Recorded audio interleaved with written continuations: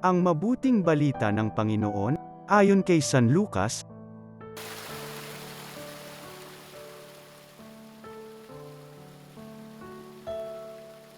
Noong panahong iyon, sinabi ni Jesus sa kanyang mga alagad, "Maging handa kayo at sindihan ang inyong mga ilawan.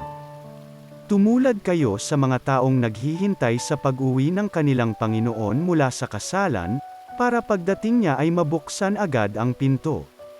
Mapalad ang mga alipin na abutang nagbabantay pagdating ng kanilang Panginoon. Sinasabi ko sa inyo, maghahanda siya, padudulugin sila sa hapag, at maglilingkod sa kanila. Mapapalad sila kung maratnan niya silang handa, dumating man siya ng hating gabi o madaling araw siya dumating." Ang mabuting balita ng Panginoon.